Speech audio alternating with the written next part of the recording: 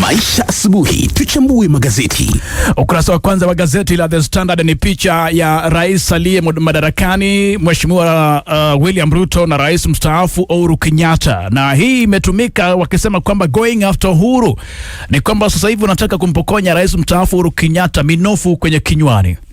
Ni taarifa ambayo vile vile ndio ya kwanza katika ukurasa wa kwanza wa gazeti la Daily Nation kwamba going after Uhuru's hefty pikes, kwamba sasa kuna mpaka hoja ambayo imewasilishwa na Samson Cherargei ambaye ni seneta wa Nandi kitaka basi kuweza kutathminiwa upya kwa mafao yale ya rais mstaafu Uhuru Kenyatta.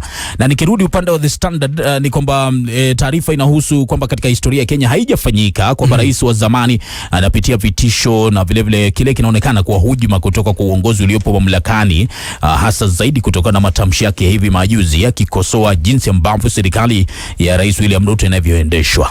Bila shaka, na ukiangalia ni taarifa ambayo inapatikana katika ukurasa wa 8 na ukurasa wa 9, na serikali hoja ya kuweza kupunguza marupurupu na mafao ya rais mstaafu Uhuru Kenyatta inafaa kufikishwa katika bunge la Senate leo siku hii ya Jumanne na seneta Samson Cherargei. Japo nimeona Oscar Sudi anasema kwamba si mtazamo wa serikali wala sio mtazamo wa Rais William Ruto, ni mtazamo wa Cherargei kama binafsi.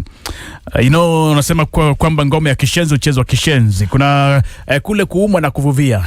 Lakini kaka hukumu nadhani kwamba huyu Cherargei we also need to call him out, kwa sababu wakumbuka ule mswada ule wa terms 7 years, you remember? I remember very well. Bado ilitokea katika Cherargei, exactly. Ni wakili mtajika, lakini wakati mwingine baadhi ya mambo yanayosema na baadhi ya mambo yanayoyafanya yanatuacha na maswali zaidi. Mimi nadhani kwamba Cherargei ni wakili tu, si wakili tajika.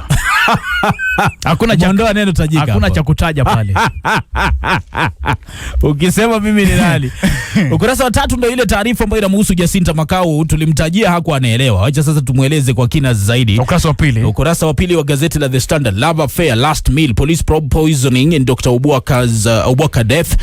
Kwamba huyu daktari, sasa huyu daktari mtajika, ili najua kumbe atakataa. Daktari Job Obwaka ambaye aliweza kuaga dunia katika mazingira tata, na mshukiwa ama anayehusishwa basi Beatrice Wangai na mazingira yaliyotokea kifo hiki sasa atazuiliwa kwa siku 14 zaidi wakati wa uchunguzi wakiendeleza uchunguzi. Lakini initial results zinaonyesha kwamba hao wawili walikuwa wanachumbiana, walikuwa katika uhusiano. Bila shaka. Na kuna vitu ambavyo viliweza kupatikana pale kwamba waliweza kushiriki mlo, baada ya kushiriki mlo wakashiriki tena mlo mwingine na Sacramento.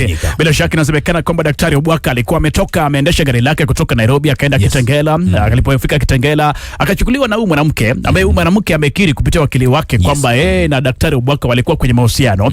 Na uchunguzi wa awali unaonyesha kwamba daktari Obwaka alipofika katika makazi ya huyu mwanamke kuna mapishi yalifanyika, chakula kikapakuliwa, akapakuliwa chakula, na baada ya wao wawili kukula wakaenda kwenye chumbani, wakafanya matendo ya watu wazima. Ni taarifa, unajua ni police case, kwa hivyo una report every single detail.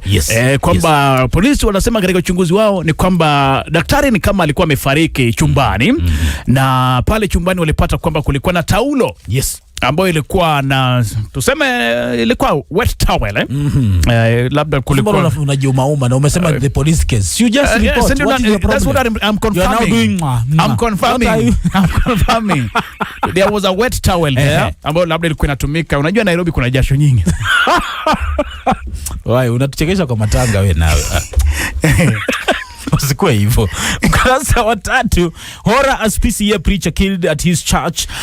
Ni taarifa inayohusu askofu ama mchungaji wa kanisa Kasisi Julius Ndumia ambaye aliweza kupatikana ameuliwa katika church compound mahali alikuwa akiishi katika kanisa la parokia ya Tabuga ya kule Lanet. Nazungumzia kanisa la PCA. It's a very sad story kwamba mchungaji anauliwa katika makazi yake. Yaani majambazi wanavamia kanisa, makazi ya mchungaji alafu wanamuua. It's a very sad story honestly. Hata kama mchungaji alikuwa amefanya kitu gani, it doesn't worth it honestly. Shaka. Alright, ukiangalia katika ukurasa wa 4 wa gazeti la The Standard wanazungumzia new report shows why pioneer CBE learners are dropping out of school. Kwamba out of 151,000 wanafunzi ambao walijiunga na junior secondary, 151,000 hawakujiunga na senior secondary. Walimaliza haijulikani walitomokea wapi. Baada ya kujiunga na junior secondary hawakuonekana. Hizi takwimu ni kwamba 151,691 hawa ni wanafunzi wa CBE ambao walijiunga na junior secondary, lakini rekodi hazipo kwamba walienda wapi baada ya junior secondary because hawakujiunga na senior secondary. Ni taarifa ambayo tutaiangalia kwa kina katika News Extra baadaye. Ukurasa wa 5 Economic Survey 2026 report inaonyesha kwamba kaunti ya Nairobi inaongoza kwa visa vya uhalifu ikifuatiwa na Kiambu, Meru, Nakuru kisha Machakos, na kaunti ambazo zinaonekana kuwa na visa vya chini sana vya uhalifu ni Tana River, Samburu, Mandera, Wajir alafu Lamu. Bila shaka nadhani kwamba hiyo ipo mle ndani, na ukiangalia tu kwa undani zaidi wanasema kwamba Ruto's Mount Kenya edict as allies defect one term one term chorus swells by the way, kwamba wandani wa Mheshimiwa Rais William Ruto katika kaunti za Mlima Kenya wameanza sasa hivi kutoka kwa two term wanaenda kwa one term. Na Irungu Kang'ata, governor wa kaunti ya Murang'a, yule wa kuandika barua ni wa hivi punde kung'atuka UDA. Katika ukurasa wa 10 kuna taarifa kuhusu Standard Group ya salia kuwa chanzo cha kuaminika cha habari. Bila shaka of course hilo tunatambulika nalo, ndio maana tunasema kwamba bila shaka hapa ndo pabold hapa.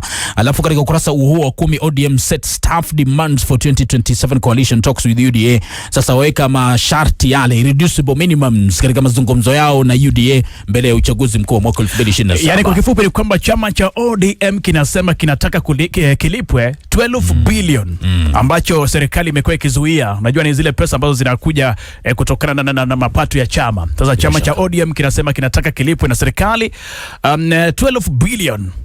Ama wafikiria vinginevyo. Wanasema sasa hivi wanaimba two term, lakini wasipolipwa 2 billion ni one term. Yes, ndio mambo hayo. Kwa hivyo jinyakulia nakala yako msikilizaji, gazeti la The Standard tunasema Kenya's bold